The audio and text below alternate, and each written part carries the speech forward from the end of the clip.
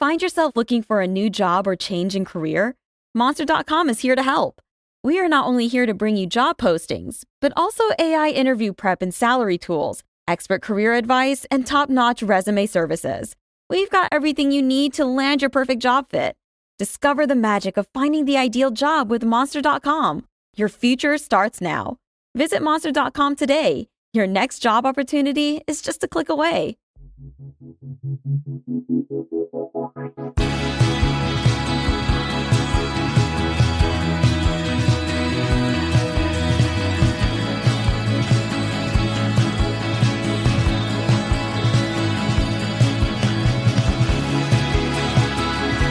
listening to 100 Words or Less with Ray Harkins. Hello one, hello all. Welcome to another episode of this podcast where we obsess over the details that are in punk, hardcore, indie rock, emo, metal, whatever it is, as long as it is DIY in nature. That is what we care about here. And then we care about, obviously, the people who are making up this rad tapestry that we all are swimming in and out of. Or maybe you haven't been in it for that long, or maybe you've been an old head like myself. It doesn't matter. There's no late to the party. You're welcome here. So thank you for spending time with this very show. And today I'm excited because I get to welcome a person whose music I've looked up to for quite some time. His name is Scott Hobart. He plays in a band called Giant's Chair, which are legendary within the context of Midwest emo, indie rock, whatever genre you want to put them in. The reason they are on, or that he is on the show, is because Red and Clear, it is a incredible LP of theirs that just celebrated a 30th anniversary edition where it got remastered and it sounds spectacular. It's out now on Spartan Records.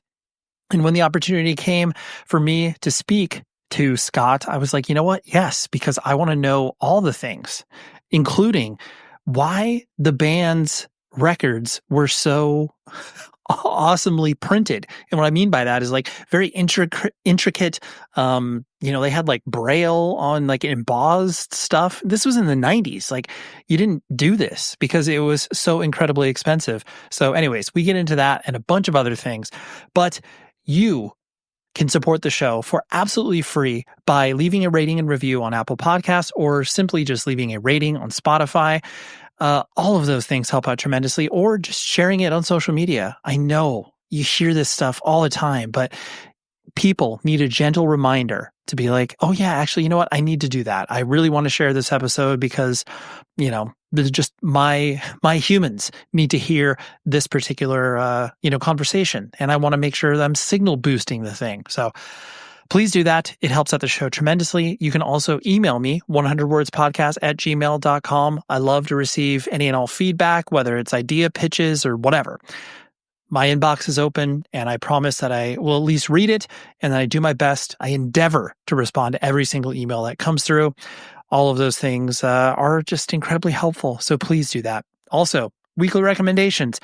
I will include a link in the show notes to where you can find a cumulative playlist of all of the records or EPs or songs that I have mentioned in regards to this section. I've been doing it for the better part of a year and a half, so hopefully that playlist is a jumping off point for you to listen to new music. It doesn't have to be like new music as in like it came out last week or last year.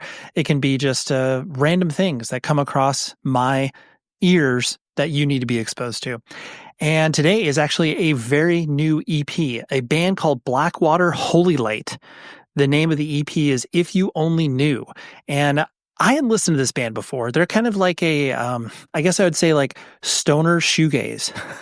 And where they are a band that is made up solely off of female musicians and, guitar, bass, drums, vocals, all that sort of stuff. But they've been kicking around for a while, and I know like anytime a song of theirs came on my algorithm as far as being like, hey, you like stoner rock, you like heavy stuff, how about you check this out? And anytime it's come on, I've been like, oh, that's right, I need to listen to more. I need to listen to more. This EP was the first thing that I really dove into, and I love it. It is, it's just an incredible piece of work, and I am now going to be following what the band does moving forward. I don't even know where they're from, which is bad because I usually like to have a little context for why or some information about the band. But yeah, I really enjoyed this EP, and I think you should check it out. If you like any of the things that I just mentioned, from, stoner rock, like, you're high on fire and stuff like that, Caius, but then you're also like, the modern shoegaze stuff, like, Glare, Whir, all that sort of stuff. They have a good balance between the two where they're not, leaning to one side or the other too much. Incredible EP. So way to go, Blackwater Holy Light. Check that out. It's in my cumulative playlist I've been pulling together since early 2024, and a link is in the show notes. And yeah, let's go ahead and talk to Scott Hobart from Giant's Chair. He was a great discussion. And I got to find out more about the Midwest emo scene that, I know all of us like. And if you don't, then get on board. Come on, let's go.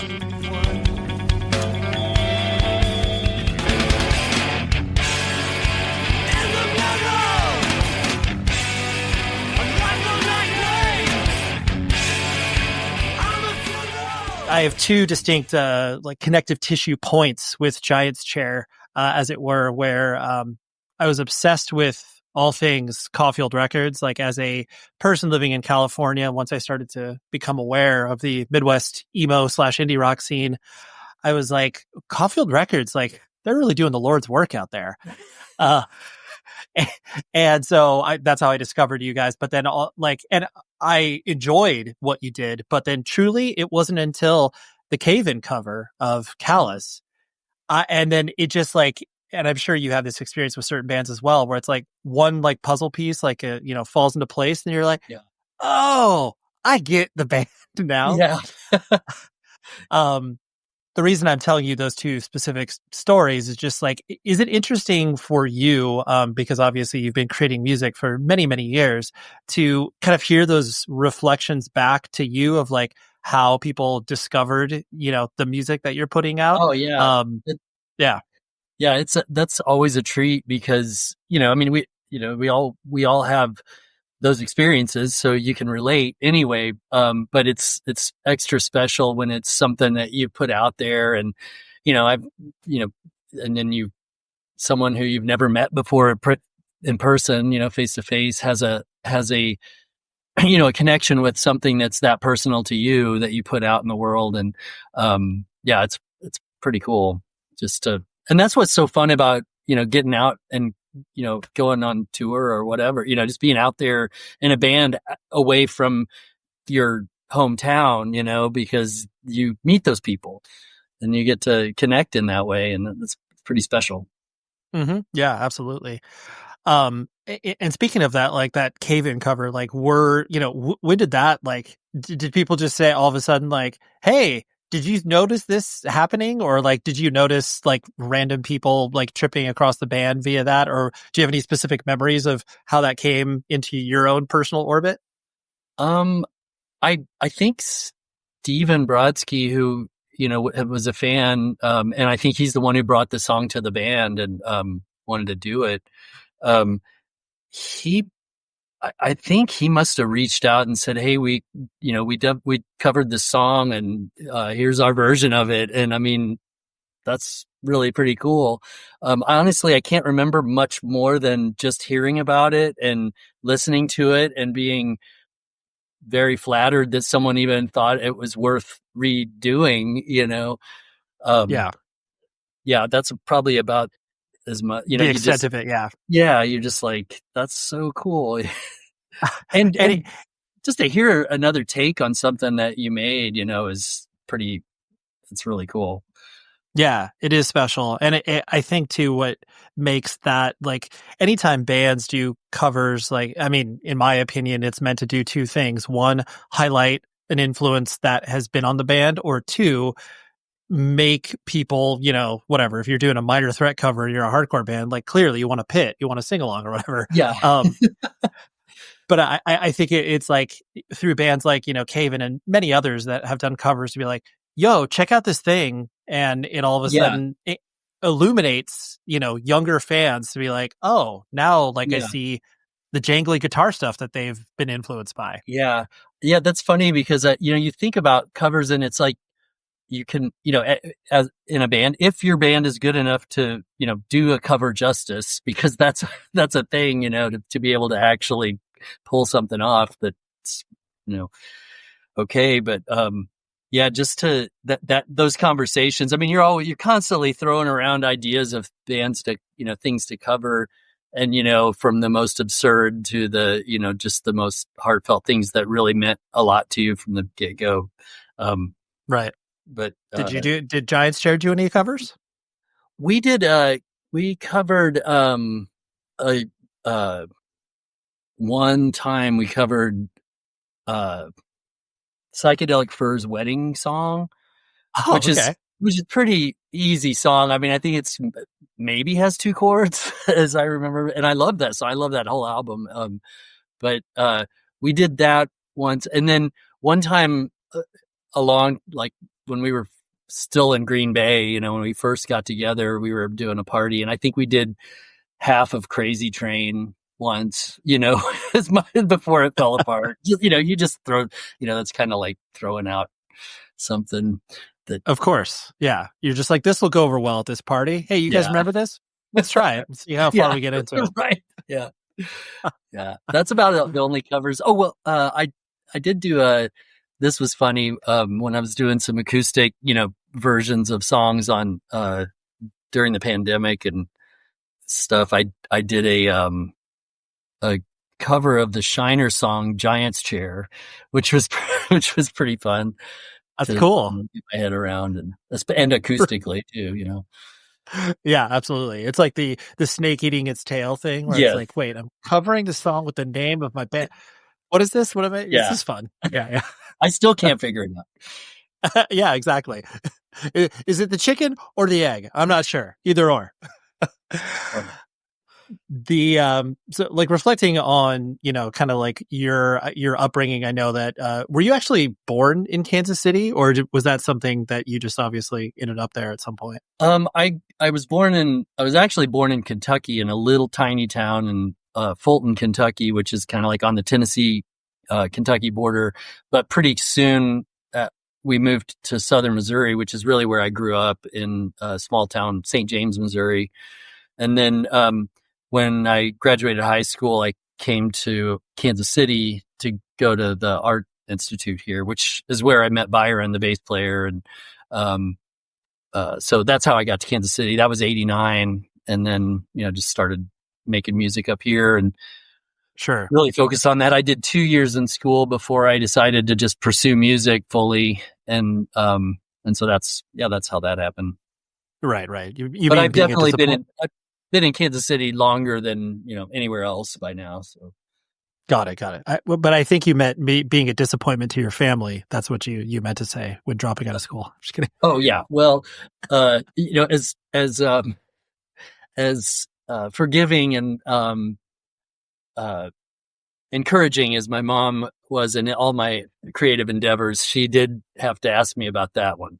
But of course, that's okay. I did end up going back to school eventually, but so. Yeah. Well, I mean, college and school will always be there, but bands won't. So you got to strike while the iron is hot, whatever that may mean.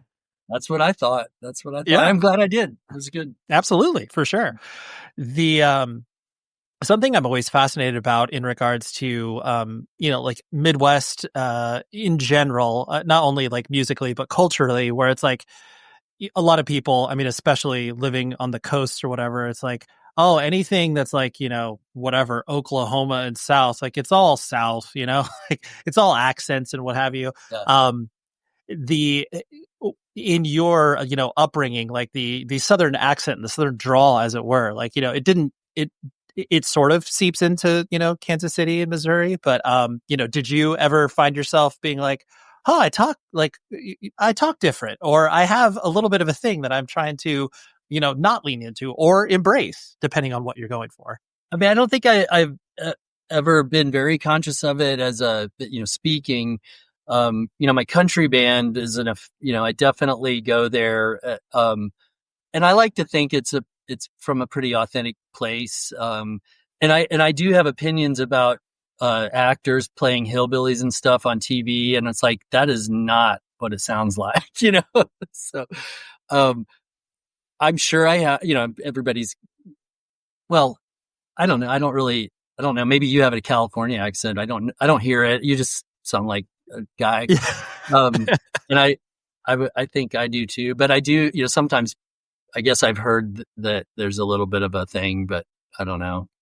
Yeah. No, like I said, it's more so just a curiosity because I know that like people that come up in that general area, it's like, especially when you start to get into, punk, hardcore, indie rock and stuff like that, to be like, I'm going to erase this Southern accent because like, this is not going to either do me any favors or sound good. Like, I don't I don't ever remember, it's funny because I do remember after I got to Kansas City and then, would go home to visit after a couple of years. And I felt like some of my friends really, I don't remember them having as much of an accent as they did when I went back. And I don't know if it was them just sort of growing into their culture more or what. I felt like I heard it more, but I also feel like, the Midwest is a funny place that way because it's kind of, I've heard it described as at times that a place that doesn't have an accent, it's just kind of a it's bland middle of the country, Sure. Flyover country. Right. Yeah. Yeah, definitely. So we're barely here at all. Yeah, exactly. Well, and that's what I always, and I'm sure you had the experience once you started to tour around and you started to see these pockets of culture and like you didn't necessarily understand it before you went there. And then you were just like, oh, this city is attached to a college. And so that's why there's culture and like all of those things. Like, so would Lawrence, Kansas have ever been a thing until the university as far as like bands touring and playing through there? You only know when you go there. Yeah. Mm-hmm. Yep. Something I find interesting, I mean, especially with Giant's Chair, just because like you guys and like just in the, interviews and other things that I've heard you partake in, that like Giant's Chair didn't necessarily sit in a scene. I mean, obviously the scene was getting built as you guys were existing amongst, Boys Life and everything else that was happening. But it wasn't, it wasn't like you were, hardcore kids playing indie rock or indie rock kids playing, angular emo or whatever classifications you want to put on it. Did you ever, feel like you were a part of something, so to speak? Or was that a little bit later where you started to feel like, oh, this is an actual like scene, whatever that may mean? I mean, you're always influenced by whatever your favorite albums are. And if those are your friends' albums, that's cool. And I guess that starts feeling like a scene, it becomes, you're just, it's a network that's, pretty there. At the time, we were just making, everybody's just making music and trying to get as many shows as you can and trying to get out there and do stuff. I don't think I really immediately thought of us as necessarily having a scene. I mean, we were from Kansas City, in the Midwest. And I guess whenever, when we got on, Caulfield, that sort of seemed like a moment of, okay, well, we're in this family now. And so that kind of became a wider reaching scene, I suppose. But as far as like a Kansas City sound, which I've heard, and, you hope so, you're like, oh, that's cool. I hope we're getting out there enough that we're doing something original enough that it's setting itself apart. So it probably was, about the time that we started getting on the road is whenever we started hearing that there might be something happening in Kansas City, and of course it was also on the tail of, of the moment of Seattle exploding. And so you're just like, everybody's like, it's the next Seattle, not specific to Kansas City, but I mean, of course, if your town, you want it to be the next Seattle, or the next, of course. And, so it did feel like we were part of a scene eventually, but at first you're just rocking, trying to make some good sounds. Truly one of my favorite things to do in regards to recording this podcast is exposing people to new brands, record labels, whatever it is that I personally am into. And today, while they're not new to the show, you need to go to rockabilia.com because they are giving you a promo code where you get 10% off of your entire order using this promo code. 100 words or less, the number 100 words or less. And you can buy all of your favorite hardcore, metal, mainstream rock, rap, hip hop. They have officially licensed merch from so many bands. And when I say officially, that means this is not bootleg stuff, high quality. The bands get paid, you get rad merch, and everybody wins in this circle, including supporting a rad independent business. They ship out of the Midwest here in the United States, and it gets to you very fast and efficiently. And I don't care what you're into, you will find what they have to offer as like just ticking all the boxes. I've ordered from them many times, and I wholeheartedly support what Rockabilia does. So go to rockabilia.com and use the promo code 100 words or less. Please do it and enjoy. Speaking of that, I know like going to just the way you've articulated your own music taste, like, you were kind of drinking from a lot of different fountains, so to speak, where it was like you had the, skate culture of, people listening to whatever, Minor Threat, Descendants and stuff like that. And then you were ostensibly getting in, or you had been kind of raised with, what they call boomer rock now or whatever. So when did you get attracted to, the more DIY stuff? I mean, obviously Descendants and Minor Threat are clearly in that world, but like, when did you get more pulled into that direction than, kind of just being like, oh, I just want to play in a band? Like, yeah. Well, I can thank Byron, our bass player, Byron Collum, because I think the second year of college, we ended up being roommates, and he had a really great record collection and was constantly playing records.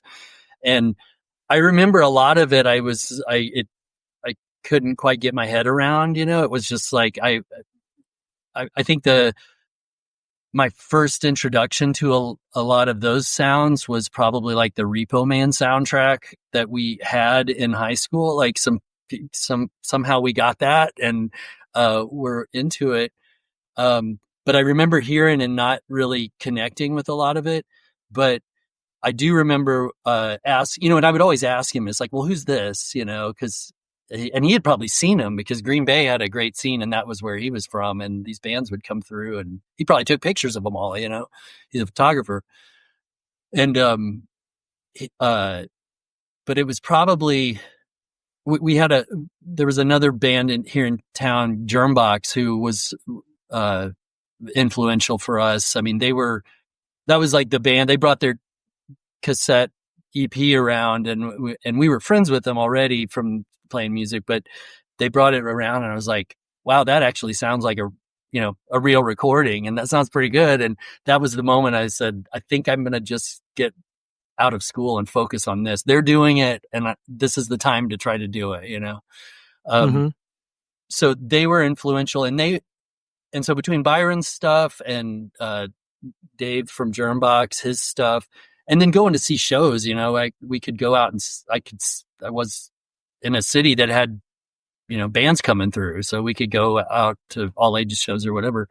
So it was all of those things that sort of blew my mind really, and just opened it up. And I remember really Pitchfork, Drive Like Jehu. When I heard that stuff, it just, it's still so impressive to me.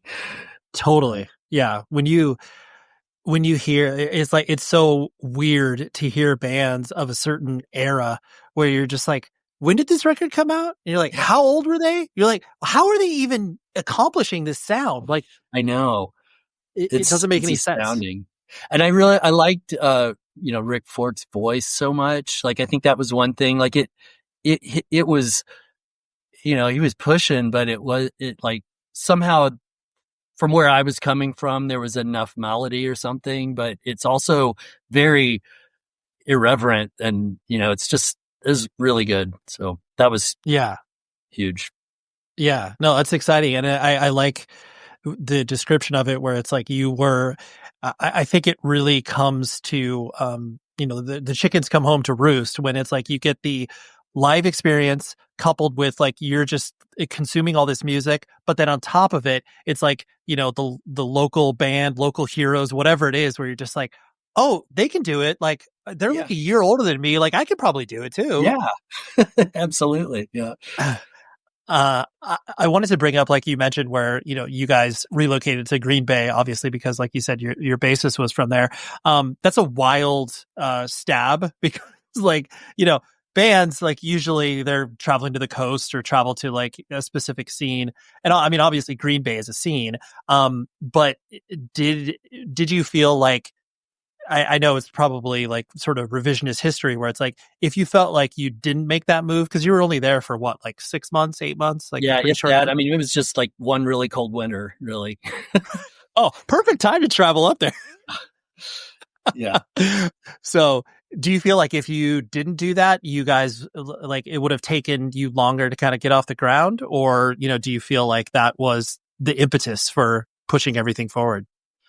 I think the benefit was, well, I mean, yeah, Green Bay is not the coast. It is on a coast. So I guess it's kind of that. It is. Yeah. But just to kind of get out of, for me anyway, to get to yet another city, that was cool and eye-opening. Byron was going back home, and Paul, the drummer, he was there, and we were still like, we had played with him once before, and like he had filled in for a drummer for us, and we liked what he was doing, and we'd gone through like 3 different drummers here, and we were just like, let's just go up there. We got, now's the time. So it was, I guess the biggest thing about it was that it kind of made us insular in a way. Like we just could really focus on writing music, and we worked our goofy jobs and then came home, and every night just worked in the basement on these songs. And to just be able to have that focus, I think was advanced us maybe. Yeah. And I that is so something that's so you don't take into consideration when you are that age, where you do just have time to be able to be like, yeah, it's an 8-hour practice. 2 hours of it, we're actually playing music. The other 6, we're talking about it, or just tomfoolery or whatever. Yeah. But it's like that tomfoolery is usually what leads you into maybe interesting ideas, because you've just built that relationship already. Yeah. And, we were just living in a house together. So it wasn't even like we had to work hard. I mean, it was all we wanted to do was just go down there and make noise. And I was playing, by myself too in my room all the time. So it was just like, it just was a good moment of a lot of focus. And so, I mean, I would like to think we were all passionate enough that we would have made that happen in Kansas City. And ultimately we did. I mean, we drug Paul back to Kansas City and said, hey man, there's stuff going on down here, but it was good. And again, I'll say that I think another cool thing about moving to Green Bay was, like I said before, they had a scene, and bands were coming through there, and still the place to see those bands was still doing shows. So it was cool for me to see where these guys came from, and to see some shows in Green Bay. Totally. Yeah, because you even though you think that most, scenes, venues are, alike in some capacity, they each have their own distinct flavor, and you experience just a little of that, and you're like, oh, I see. Yeah, it was good. I felt fortunate to sort of be a part of their scene. Mm-hmm. When you, started to implement the instrument of guitar in your life and singing and everything like that, was it pretty plain to see that you like wanted to play in a band immediately, or was that an idea you had to warm up to, as you started to be like, all right, well, I guess I met some people that can also play music, so I guess we'll do a band. Yeah. Well, I think when I first started playing, I was, I was trying to, I loved it. I loved the instrument, and I loved sitting there and playing, and it definitely captured me. I was into, I was kind of in a Dylan phase. So I was writing, I just started writing stuff. And, so I don't know if if I wanted to be just a singer songwriter at first or what, but I guess I also, of course I had favorite bands. I don't know. I think I just wanted to get out there and make music. I don't feel like there was much of a difference between me, wanting to play by myself or wanting to play with a band. It was just however it happened. Right. Whatever vehicle it took shape in. Yeah. Yeah. Mm-hmm. And that's really cool that you could not only pull the influence of, the singer-songwriter stuff, but then also understand that you can fit into the context of a band as well. Because sometimes people travel so hard down the path of just like, oh yes, like it's just me and I got some hired guns or what. I mean, not like you even could articulate that at 18 years old or whatever, but sometimes people just have, that vision that this is the way that it's going to be. And I can't join up with anybody else because it doesn't make sense because I'm doing this thing. Yeah. Yeah. No, it was really like, just whatever, I don't ever remember there being anybody there wasn't very many people to play with in my hometown. It was basically like it was us. And thankfully we had the right the right interests to make a band together. You, my friends, need to pay attention to the awesome record label called 30 Something Records. It launched in 2019. It's based in Berlin, Germany, but their releases are so easy to get here in the US from Standfast Records, or if you live in Europe or UK, Double Dog Distro, great friends of the show. And 30 Something Records came onto my radar probably about 2 years ago when they reissued the Fire Theft, or actually issued in the first place because this thing never came out on vinyl, Fire Theft, Jeremy Enoch from Sunny Day Real Estate's band after. And I was like, oh my gosh, this is coming out on vinyl. This is incredible.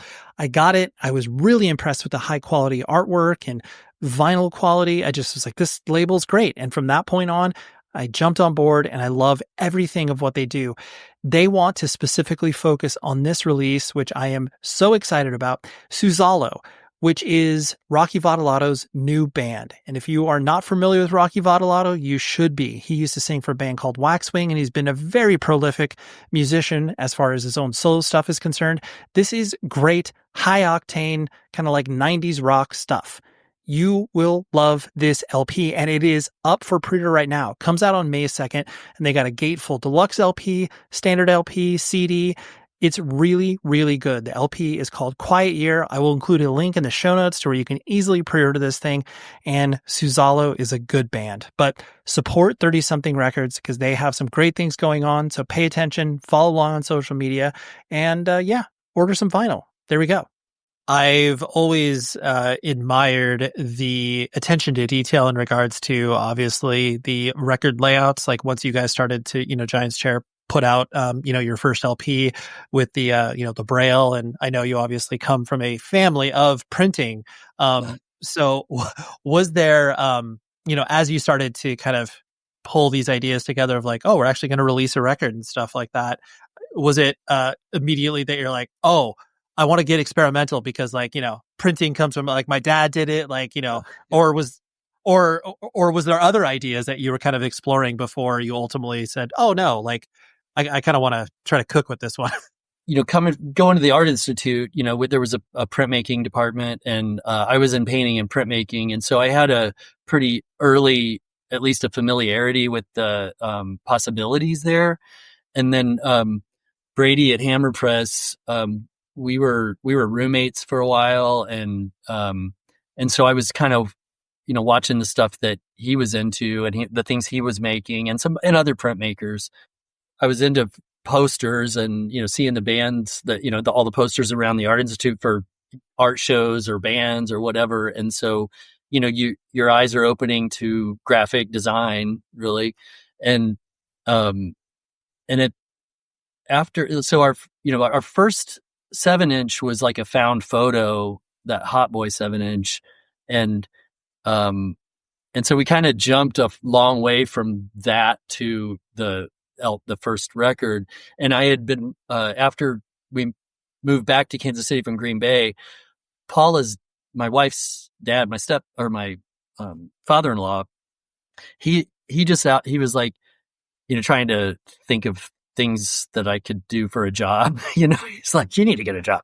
And so he was like, well, you should check into, printing, there's probably there's jobs, there's print shops and print houses or whatever around. You might check into it. So I did, I did take my father-in-law's advice and I found a job at like a business printing place, and, but it had an offset press, and, it was just me and this other guy who was like, 5 years older than me. And he was totally cool. And he just he was like, you can stay and print all you want, and, so I was able to experiment and kind of get my head around the possibilities with these posters. And, it was basic stuff, like 2-color and stuff, but I was also at the same time getting into like, Russian constructivist and, suprematist type design, from the 1920s. And I was, it was definitely a process of elimination. Like, what can I do? Like the minimalism thing. It was just like, what impact can you have with the most minimum elements? And, that makes everything so strong, everything's stronger because there's so much of it in a way. Mm-hmm. So between seeing what everybody was doing and, we're actually working in a print shop and being friends with Brady, who, was already doing a lot. He had, was doing a lot of letterpress stuff. It just all kind of came together perfectly. Yeah.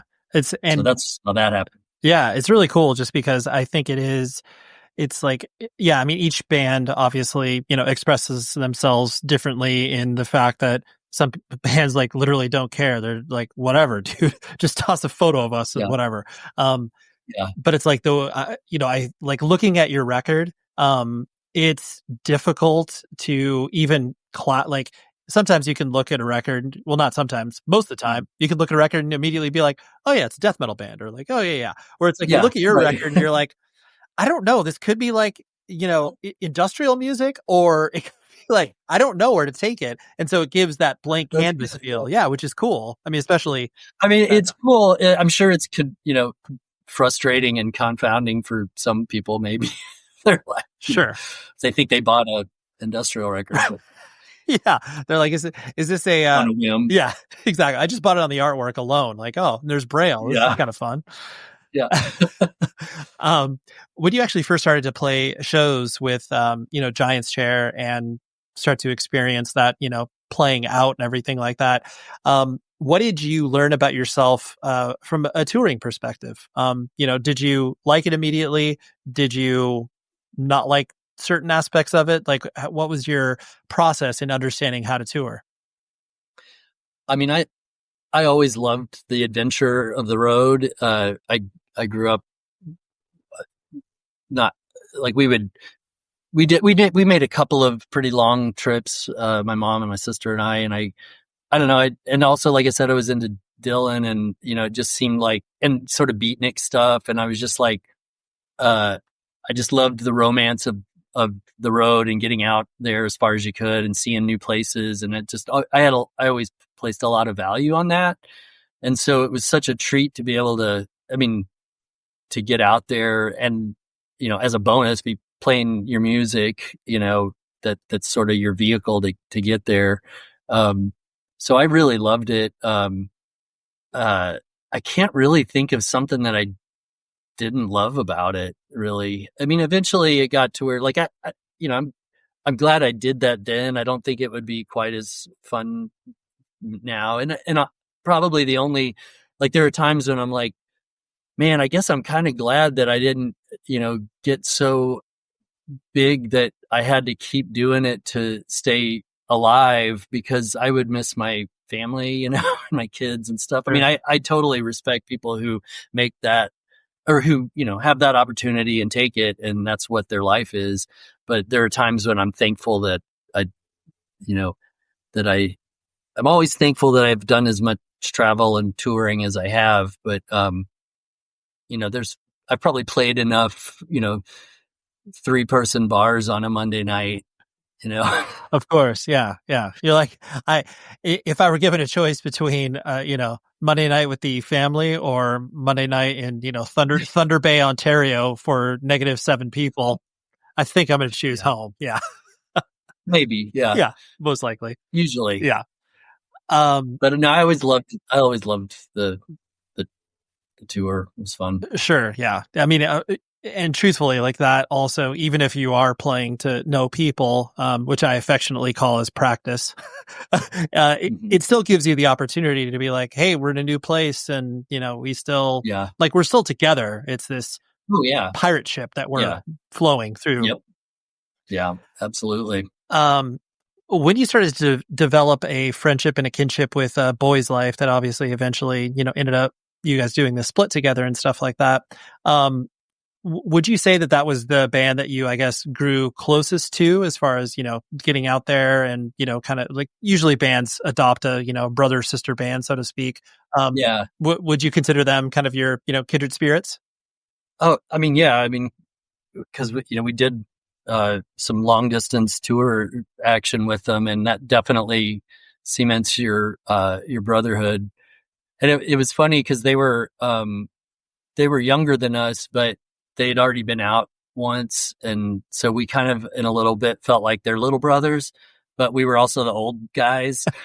So it was a funny dynamic, but, we had a lot of fun together. And they were definitely the closest band, the band that we spent the most time with out there. I feel like I personally work at evilgreed.net, not only because I love their service as far as printing merch and getting web stores set up for bands that are of the cool, independent, heavy, artistic stuff. That is my own descriptor. But the reason I feel so connected to them is because they're independently owned and operated business. And I just love when hardcore and punk kids start their own thing and it grows and it's able to not only sustain itself, but give other people jobs and give back to the community that all of us hold so dear. So go to evilgreed.net and you will find so many options in regards to bands and record labels that you can dig into, order exclusive colors of vinyl, order exclusive pieces of merch, and you will be able to get them from all one location. And then it ships to you worldwide. They don't care where you are. And trust me, they're shipping from Berlin, Germany, but it gets to you very fast here in the United States. And the shipping rates have not been crushed by the weirdo tariffs that we have in our really exciting country right now. Notice the sarcasm there. But go to evilgreed.net, shop, put a bunch of stuff in your cart, ship it to you, and it gets... I've ordered from them in California. I've got their stuff in like 8 to 9 days. It's incredible. Evilgreed.net is the best. So go to that website and have fun shopping. And when it came to the, and I'm going to use this in air quotes, the business of the band, once you started to execute a quote unquote contract with Caulfield and get settled for shows and everything like that, was that a role that you filled? And was that a role that you were comfortable with? Or was that something that you're just like, the farther I stay away from it, the better, because I don't care about, you care about that stuff, but you don't care about that stuff? Yeah. I mean, we were just trying to make sure we had, gas money really was the idea. And to, realizing while you're out there that's how you get to the next place. I mean, that gives you a passion for it in a way. And it's like, well, I'm going to go figure out the money and let's go get that, figured out. So it was just part of the deal, and it was never, much of a problem. And there wasn't a lot of business dealings, so to speak, with Bernie at Caulfield or anything. Which makes me think I should call him. No, I'm just exactly. Which, hold on. Wait, yeah. Wait, did he even pay us any money at all? Yeah. 30 years. Right. So it was all just part of the deal, and part of the adventure, really. It's like, it was really kind of gravy. I mean, we generally were able to get to the next place, and that was pretty much what we were trying to do. So yeah, exactly. I mean, the moment that you're able to make the band pay for itself, you're just like, what? Right. Like, what? That's crazy. Yeah. I'll work the bagel shop. Yeah. I'll go on tour and I'll come back and I'll work at the bagel shop again. This is great. Yes. I'd be remiss if I didn't bring up the Outhouse, because I know that's did you actually go to that venue and see bands and everything like that? Yeah. I saw several shows there. We never played there. I don't know if we had just, by the time we got our thing together, it was already a juice bar or something. I don't know. Okay. But 90, definitely the time leading up to the point that we moved to Green Bay and started the band, saw lots of shows there. Yeah. It was a great, cool, funky, weird little cinder block building, Right.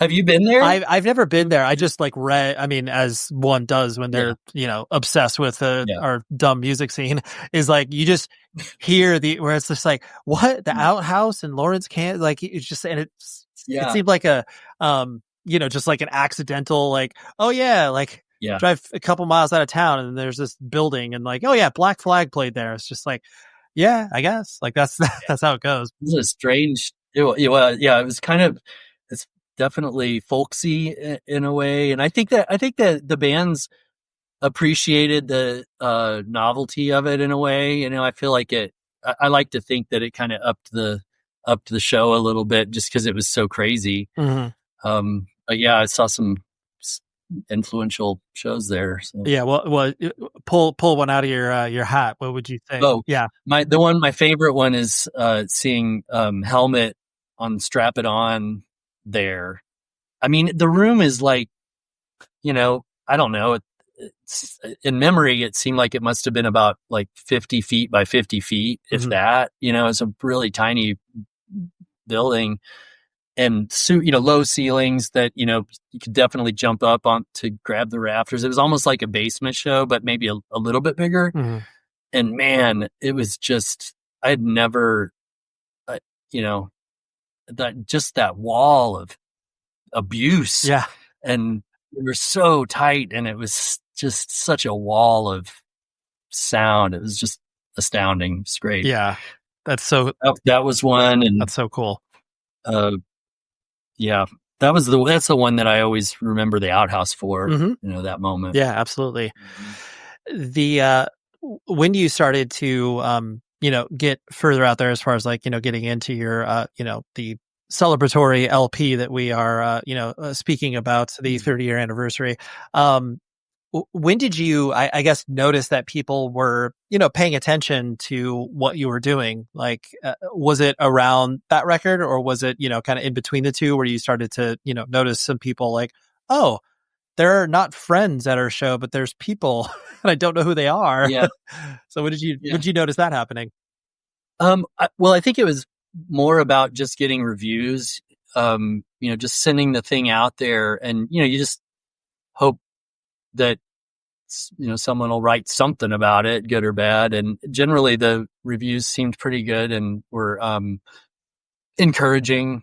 I mean, not that you live your life by reviews, but just knowing that it was out there and that it was registering with people on the coast or something, and in a way that seemed worth worth them saying, keep your eye on these guys or whatever. That was encouraging.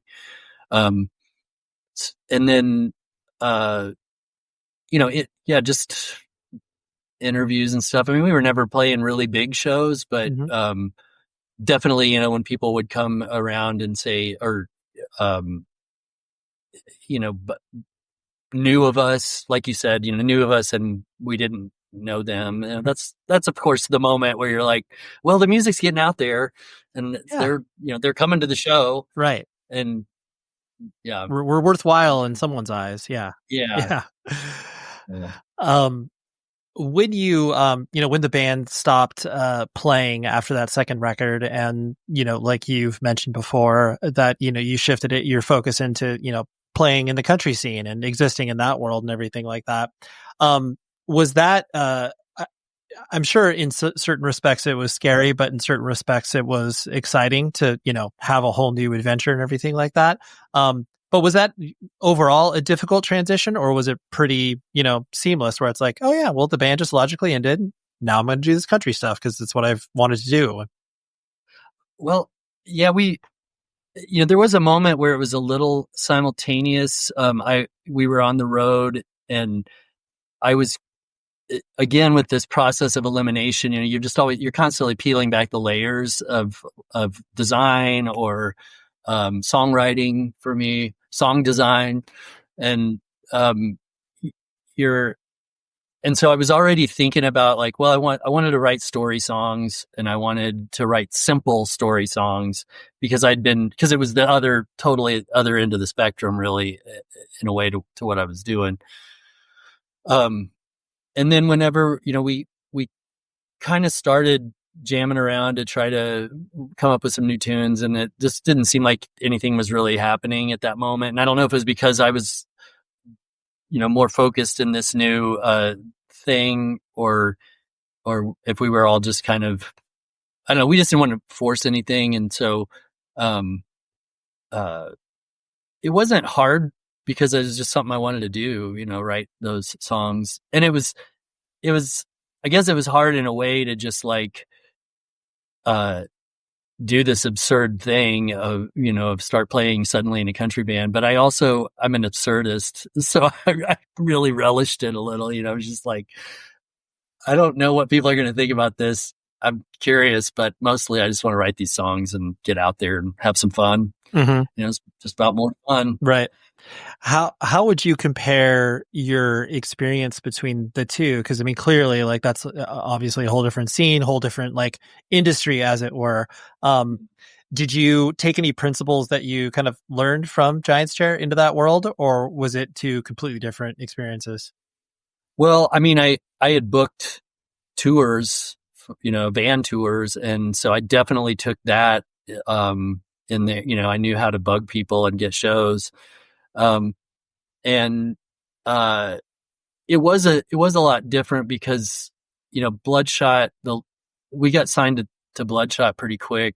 And, they're not a huge label, but they were respected, and they, knew what they were doing, and, knew how to get things on the radio and, do these kinds of things. And so that was kind of a big step. It was a lot different than just totally DIY. I mean, it's an indie, but it was a little more established and kind of had more, more reach. So that was different. But other than that, it's I guess it's the same. You're just getting in a van and going to the next show and right doing that. Right. You just use the performance. Different. Yeah. It's like different pedals. That's all you. Yeah. Right. Yeah. That's right. Yeah, exactly. It's like I instead of this, Metal Zone pedal, I'm going to be using, this other thing. Yeah. Use the twang tonker. Yeah, exactly. I know when Giant's Chair came back with the 2019 record that you guys put out, that was there's just certain bands that you don't expect to kind of come back, where it's just like, oh, I guess we're getting another Giant's Chair record. Like I distinctly remember thinking that thought, where I was like, that was not on my bingo card for that year. Yeah. Did I miss this one in the 90s? I was like, wait, did this come out? When did this come out? Yeah. But it was exciting because it just felt like a more, adult version of what you guys were doing, which was cool, because like that's, as much as bands want to exist in the nostalgia of it all, not bands like everybody, but there's that nostalgia factor. Yeah. Did it, and I know you've articulated before that it was difficult to mine those songs because of just everybody's obligations and time and all that sort of stuff. Yeah. But do you feel like what felt, I guess, different overall? Like, did it feel like you were, once you got into the same room and you started to do the stuff together, did it feel different, or was it very much like putting on old slippers, where it's like, oh, I know these guys? Well, thankfully we had played enough reunion shows that we knew how to crank it up and, get loud, and we knew, a pretty straightforward, pretty simple band of three dudes, and so it still felt familiar, and it felt good, it felt good to just get loud and see what could come of it. It was kind of an experiment, like, can we do this? I mean, will it feel okay, or will it feel forced still, from the last time we tried to make a record at the end, but it didn't, the songs came really fast, which is, that's pretty cool. And we've never really talked a lot about music. I mean, we've talked, we've played music for each other and on tour and stuff, but we never really talked about what we wanted to try to achieve, other than like maybe we would just play the thing enough that it would become a song, so that, in that respect, it was that much, it was that again, and it was just easy with those guys, Yeah, which is really, and I love that idea of just like, well, we'll see what happens, and maybe this won't like actually materialize into something, and that's okay too, but just we're going to try it. Yeah, that was definitely what happened. Yeah. The last few things I want to hit was the remixing Red and Clear like you guys did. Was that something that was, because obviously when you're doing these, reissues or revisiting of records, like you have to do quote unquote something different. Did you, in the back of your mind, did you always kind of want to have that, remix touch on it just to, make it, a little different than it was before? Or was that just basically like, well, we need to do something different, so remixing sounds like a good idea? Well, it was really more a remaster, I guess. So we didn't, and probably good. That's probably good because, you can go in and mess with stuff forever and then come out with an inferior version, Sure. So really the goal with it was to just, my only, tiny little criticism of that record has been, as a guitarist, is that, I just felt like sometimes it just seemed a little bit washy, but which I think has more to probably do with my style of playing than, anything that the Mogis brothers or, the recording is a great recording. And so we didn't want to mess with it too much, but the goal, and I think we got there, was to bring it up. Can we do anything to kind of help, can we make it better at all, And I feel like it's a little, it's got a little more meat on the bones, and that's good for me. I like it. Yeah. And I think it wasn't, we didn't really have to work or think too hard about it. Sure. Just like made it Dwayne. Yeah, made it easy. Dwayne sprinkled his magic dust on it, and that's perfect. I know that you had your career away from music in regards to what you do to put bread on the table, so to speak. The your stage architect, building props and all that sort of stuff, children's theater, and like everything else that probably is attached to it. It's just like whatever's needed. Like, all right, cool. Like, I'll build a clock tower today or whatever. Was that something like, had you always enjoyed? I know you mentioned like your interest in architecture and everything like that connected to the printing stuff. Was that, like the work with your hands, was that always something that interested you? Well, I've always liked to draw and paint, and so I had that going. And then I was also a skateboarder, and so I had built skateboard ramps, and that sort of was my formative construction experience. And so eventually, when I was just kind of figuring out what my next chapter creatively would be, and I backed into, theater scenery, and I just fell in love with that. It's like, I just like making fake stuff, Totally. And, just play. I'm just so fortunate that I, have found a way to use all these different things that I like to do and kind of put it all in one. And definitely, theater for sure, and scenery, it's fun too because you're like on stage without having to be on stage. You know, you can kind of like put your stamp on stuff and appreciate it. You know, because I can't go to a Giants Chair show or a Rex Hobart show, but I can like see that stuff up there, and that's kind of the way I look at it sometimes. Yeah, you're like, this is standing in for me. Yep. I'm going to put you on the spot in regards to the last question of building what you would define as like your Midwest Mount Rushmore, as it were. Doesn't necessarily have to be, attached to the emo scene or the indie rock scene or whatever. You can take it however whatever way you want to go with that. So if you're, picking 4 bands, Giants Chair obviously excluded. You can't name your own band. I'm sorry. Okay.